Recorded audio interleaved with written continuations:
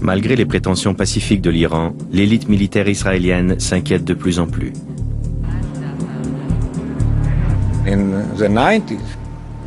Dans les années 90, nous nous sommes rendus compte qu'ils avaient des projets nucléaires militaires clandestins. À quelle fin? Ce n'était ni pour leurs besoins énergétiques, ni pour leur protection. Il s'agissait donc des premiers indices nous alertant de la capacité nucléaire des Iraniens. Certains intellectuels israéliens allèguent que le programme d'armement reflète le désir de l'Iran de devenir une superpuissance régionale. L'Iran veut être un pays important dans le monde musulman. Faire partie du cercle très fermé des pays possédant l'arme nucléaire est son laissez-passer vers le leadership islamique.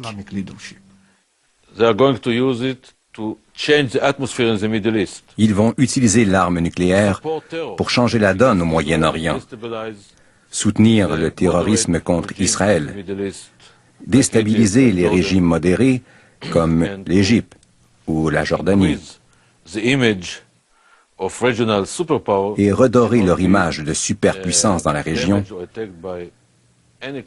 ne pouvant être attaqués par aucun pays.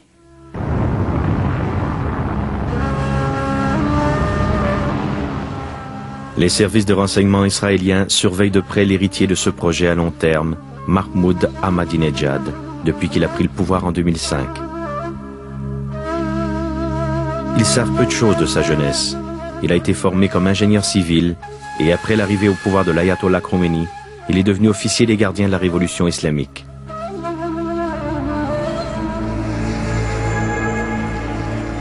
Certains Israéliens croient que le discours belliqueux du président contre Israël vise à obtenir l'approbation de tout le Moyen-Orient.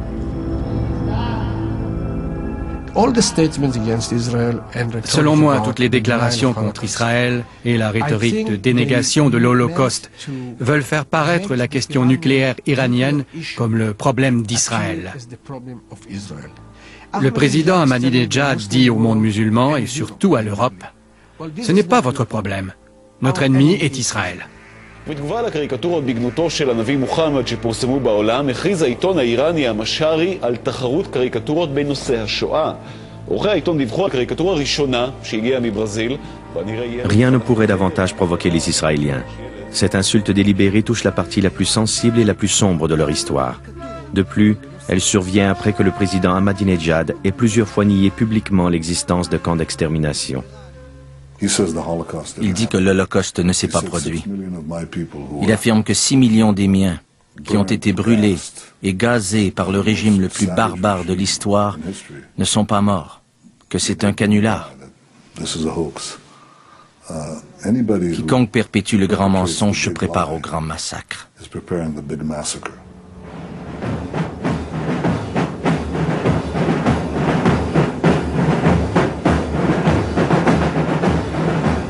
Les Israéliens surveillent l'armée iranienne depuis la révolution de 1979.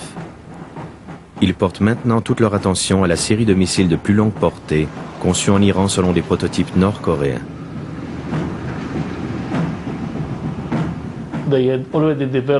Ils ont déjà mis au point un missile nommé Shihab 3, ayant une portée suffisante pour couvrir la distance séparant l'Iran d'Israël. Ils travaillent maintenant au Shihab 4. Ils ont aussi déjà réalisé les plans pour doter ce missile d'une tête nucléaire. Selon les renseignements israéliens, la nouvelle version du Shihab pourrait atteindre non seulement Israël, mais aussi l'Europe occidentale. Une ogive nucléaire est efficace contre des villes, contre des secteurs à forte densité de population.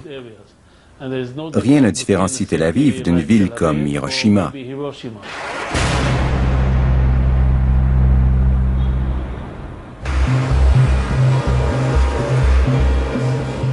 Dans un tel contexte, Israël se tourne vers son plus proche allié, qui est déterminé à ne pas laisser l'Iran acquérir l'arme nucléaire.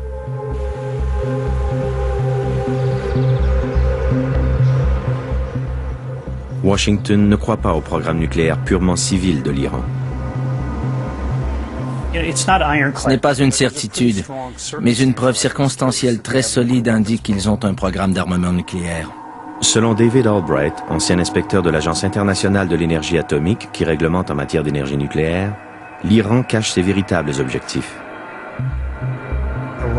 L'Iran cherchait à fabriquer du polonium-210, qui n'a pour ainsi dire aucun autre usage que celui d'initiateur d'une arme nucléaire. Il y a une usine à Ispahan. Elle semble fabriquer de l'uranium métallique pour une arme nucléaire. L'Iran affirme qu'elle fabrique du combustible d'uranium enrichi à 19,9%. Mais l'Iran n'a pas besoin de ce type de combustible. Nos inspecteurs, des transfuges ou des espions nous rapportent aussi plusieurs informations. Si nous réunissons tous ces renseignements, il semble bien que l'Iran ait l'intention de fabriquer des armes nucléaires. Voici un site très vaste, à l'échelle. Et voici entre autres ce qu'ils ont fait pour dissimuler leurs opérations. Ce bâtiment n'est en réalité qu'une entrée menant à l'installation souterraine. Il faut rouler à l'intérieur puis faire demi-tour sous terre avant d'accéder à l'installation. Ainsi, on peut lancer un missile sur ce bâtiment, mais il ne frappera que le mur extérieur. Il ne pénétrera pas dans l'usine d'enrichissement. Les Iraniens prennent soin de protéger leur site des frappes militaires.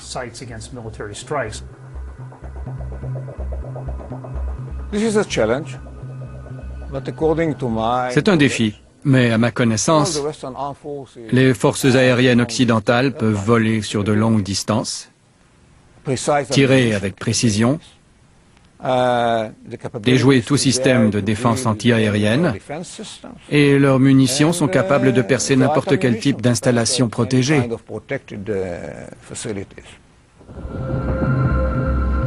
Les dirigeants militaires israéliens reconnaissent que les États-Unis disposent de l'armement nécessaire pour mener de lourdes frappes répétées contre les installations nucléaires d'Iran. Lorsqu'on a demandé au président Bush, « Allez-vous utiliser des armes nucléaires contre l'Iran ?» il a répondu « Je ne rejette aucune option ». C'est le genre de déclaration auquel les États-Unis nous ont habitués. Les Israéliens menacent de recourir à la force contre l'Iran depuis 2003.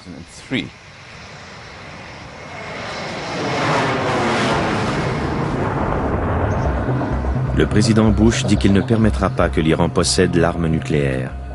Les stratèges d'Israël doutent de la détermination des États-Unis à mener une action militaire directe. Pour le gouvernement Bush, les enjeux sont trop élevés.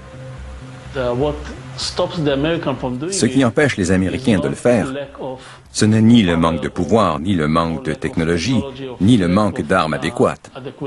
Ce qui les retient, c'est le problème politique. Pour les Israéliens, voilà le dilemme. Si le projet nucléaire de l'Iran se poursuit sans obstacle et que les États-Unis n'agissent pas militairement, aussi impensable que cela puisse paraître, Israël pourrait décider de faire cavalier seul.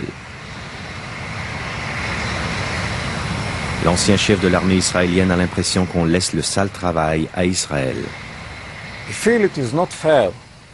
Nous trouvons injuste que l'Occident compte toujours sur Israël, particulièrement dans ce cas-ci.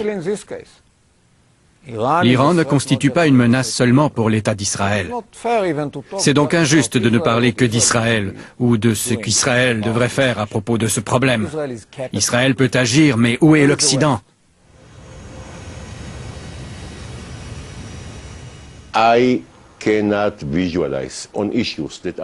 ne peux envisager que sur des questions aussi cruciales, l'État d'Israël puisse agir sans avoir au moins l'approbation des États-Unis. Mais en fin de compte, il en va de notre sécurité et de celle de nos enfants. Il s'agit de notre avenir.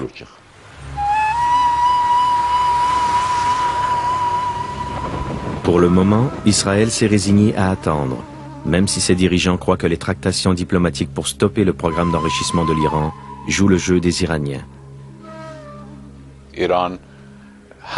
L'Iran a le droit inaliénable de mettre au point la technologie nucléaire à des fins pacifiques. Et l'Iran fera tous les efforts nécessaires pour s'assurer et assurer la communauté internationale que son programme demeurera exclusivement pacifique. Les diplomates israéliens ne sont pas convaincus. Selon le ministre des Affaires étrangères, l'Iran ne fait que gagner du temps, sachant que lorsqu'il possédera l'arme nucléaire, on ne pourra plus l'arrêter. Ils savent que 3 pays font partie de l'axe du mal, l'Irak, l'Iran et la Corée du Nord. Ils ont vu ce qui s'est produit en Irak et ce qui ne s'est pas produit en Corée du Nord. Téhéran en conclut que pour éviter de subir le même sort que l'Irak, il faut se trouver dans la position qu'occupe la Corée du Nord aujourd'hui.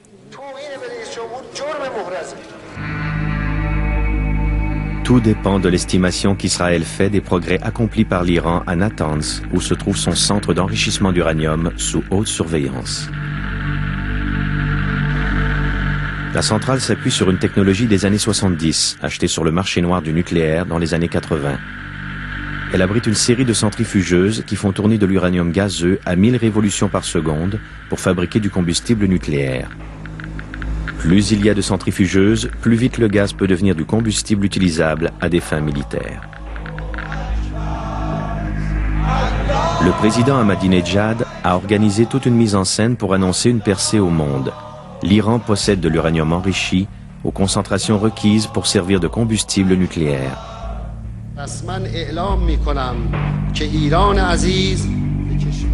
J'annonce officiellement que l'Iran fait maintenant partie du groupe des pays disposant de la technologie nucléaire. Cet accomplissement historique est le fruit de la résistance de la nation iranienne et marque le début d'une série de progrès et de succès de plus en plus prometteurs pour le pays. Avi Dichter est l'ancien directeur des services de sécurité d'Israël, le Shin Bet. Il siège maintenant au cabinet israélien. Il croit que le programme nucléaire de l'Iran va plus loin que ce que le président admet. Il n'y a aucun doute que l'Iran fabrique une bombe nucléaire. Tous les services de renseignement dans le monde, que ce soit la CIA, le MI6, les autres services de renseignement européens, le Mossad et le renseignement militaire israélien, tous relèvent la même information confirmant l'intention de l'Iran de fabriquer une bombe nucléaire.